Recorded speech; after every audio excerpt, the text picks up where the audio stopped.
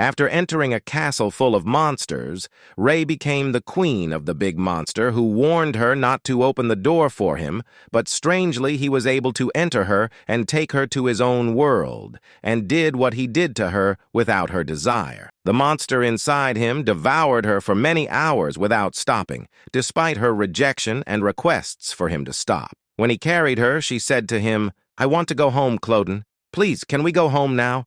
Cloden, please answer me." Cloden looked at her in surprise and said, "Home?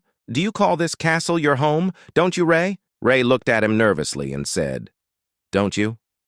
Cloden looked at her and then looked in front of him and opened a magical portal. He returned everything that was in the room to its place. Ray looked at him in surprise while Cloden put her on the bed and started doing it again. He called her name like a madman and continued to do it with her until she screamed at him and said, "Leave now." Cloden looked at her angrily and said, "Why? What's wrong? Why are you pushing me away?" Ray said to him nervously, "I don't like this. You're not the Cloden I know anymore." Cloden felt nervous and grabbed his head and turned away. Ray reached out to see if he was okay, but Cloden grabbed her hands tightly and said, "I told you." He approached her smiling and said, "A male dog never stops even after it's over." The next day, with a new morning and the wind blowing through the window, Cloden woke up and returned to his normal self. He said to himself, "Oh, how strange. I feel so much better in my head." And he remembered, as he said after returning Ray the night before, remembering what happened to him, and spitting blood, he said, "How did I get back to my room?" He was shocked to find Ray lying next to him and looked at her body, which was covered in wounds and injuries as a result of what he had done to her. But he was shocked because he had done it without his will, because the curse was controlling him at the time. He felt angry at what he had done and remembered what he had said to her last night. "Do you want to live in my castle or not? You don't want that? Then maybe you should have stopped bothering me when I'm someone you despise." At that time, Ray screamed his name to make him stop, but he was like a rabid dog and bit her, saying, "Oh, why are you calling Maid my name? Why are you trying to make me yours?" He put his hand on his head in anger while Ray was in another world dreaming of food. She said to herself, "I smell something delicious." And suddenly, when the food was taken away from her, she felt sad and said, "I'm hungry." Suddenly, she felt Cloden's hand on her head, and she said, "This feeling is warm." She smiled and said, "I like that." She held Cloden's hand, who was saying to her, "Sleep well, Ray." But when he left, Ray woke up and called out to Cloden. He turned to her while she felt pain and said, "My throat hurts." She looked at herself and said to herself in surprise, "I'm not naked. Not only that, my clothes are soft." When Cloden was about to leave, she got up quickly and said, "Wait, where are we?" Here Cloden, to hide the truth of his magic in front of her, took her to a real ocean and said to her, "I thought you wanted to see the ocean." Upon realizing that this wasn't what I meant, I pondered and realized that everything seemed strange from the very beginning. Here I recalled when Claudine told her, "I've informed you about our customs. You mustn't step outside your room on a specific day." To which she replied, "Why did you tell me not to go out? What's the reason? And what's happening now?" At this point, I approached him and grabbed his arm, asking, Why are we by the ocean?" I bit my lip and continued, "I haven't taken a single step outside my room.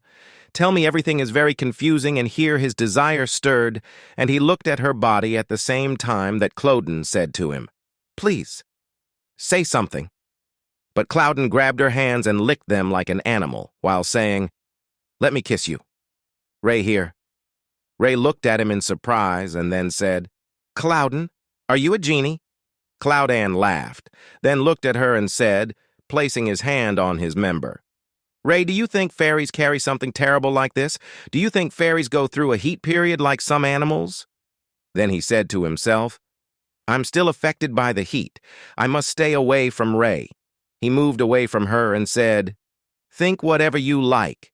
Then he said to himself, This isn't a problem that can be solved by just spending the night with her. He took the bowl of soup and said, "If you want to think of me as a fairy, you can do whatever you like." Then he said to himself, "I'm just an animal. I can't even control my sexual desires. Please don't let me hurt you." Ray looked at him angrily as he mocked her words, saying, "Fairy," while also saying to himself, "I don't want to hurt you anymore." He said to her, "You were talking about how hungry you were while you were sleeping. Eat something, Ray." But Ray broke down and started crying, saying, "You already know everything, Cloudan, and it's not fair." She approached him and put her hands on him, saying, "You made me love you, but I'm still the one who knows almost nothing about you compared to everyone else in the palace." He said, "Stay in your room and don't come out." She hugged him and said, "But you're the one who played me and deceived me. You made me open the door for you. So why don't you ever tell me anything?" Cloudan took her hands and said, "Let go of my hands." Ray she didn't, and Cloudan pushed her away from him, saying, "Ray, why?" She asked. I said no. We're lovers. Doesn't that mean we should know more about each other? Cloudan looked at her and thought to himself, "Damn, I'm losing my mind. What if I stop trying to fight my urges? What if I ignore every shred of sanity? If I could just suck all the juice out of this forbidden fruit, how sweet it would be." He felt angry, and Ray looked at him in astonishment. Then he said to her, "You need to eat first. I hate you," Ray said. "I don't want to be your lover anymore." Cloudan was silent for a moment, then shocked her by saying, "As you wish." Ray broke down in tears and said, "You see, Cloudan, you're never afraid to lose me." Cloudan thought to himself, "I feel like I'm losing my mind. I might snap at any moment if I don't watch myself. I might even tear Ray to pieces." Ray said to him, "I'm the one who always walks on eggshells around you. I'm the one who always brings up things that upset you. Even when you're the one acting strange, I'm supposed to remain ignorant of what I am to you, Cloudan. Am I someone who doesn't need to be told anything?" Cloudan gestured for her to stop, but Ray continued, "I have so many questions I want to ask you, but I've never dared to ask." Cloudan, in anger, said to her, "Stop talking before I kiss you." Ray asked, "Is that all you have to say to me?" Cloudan remained silent and didn't answer her, so she said, "I'm going to bed." She did so and covered herself up, saying, "I hate this place." Cloudan looked at her, and the scene changed. We are now at Cloudan's palace. The maid Mary is going to Ray's room with food.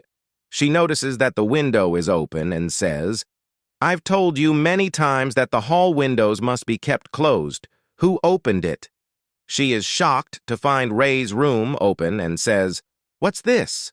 This is Lady Ray's floor." She is even more shocked when she doesn't find Ray in her room and thinks she has escaped. She says no and drops the food on the floor. At the same time, the servant is talking to Hayes, who is telling him about the task he has assigned him. The servant says, "I've never done this before." The maid comes up to them screaming and saying, "Something bad has happened." Hayes sighs and says to himself, "A lowly maid shouldn't raise her voice like that." The servant asks Mary, "What happened?" Mary replies, "Lady Ray is not in her room." The servant says, "Maybe she went out for a walk." Hayes is listening to them and thinks to himself, "Is this about Ray?" The maid is telling Philip, "She didn't even touch the food I brought her. In addition, all the windows in the hallway are broken." Then she screams, "He did it again, just like last time." Hayes thinks to himself, "Just like last time?" He asks her, "What do you mean? Are you talking about my sister now?" He tries to grab her in anger and says, "Did that monster— No, did Lord Cloudan do something to her?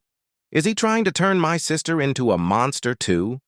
But Mary pushes his hands away and says, "Shut up!" Hayes yells in her face and says, "Why don't you just kill us instead? Stop making us, the Lisbona family, more miserable than we already are." Mary laughs and points at him, saying, Is that why you tried to run away and leave your dear sister behind? Hayes asks, did you run away? You're wrong. As soon as I find someone who can help us, I was planning to come back to Ray. Then she shows her monstrous nature and says, what if I become a monster while you're gone? God is cruel, isn't he? Poor Lady Ray has had to endure being related to someone like you for her whole life. Hayes is shocked and says to her, what? When he says to her, you're just a maid who doesn't know how to do anything but clean floors. It angers her, and her head turns into a snake. She says, a maid? Say that again. Do you think I chose to stay here because I love the place? I left my children and husband behind.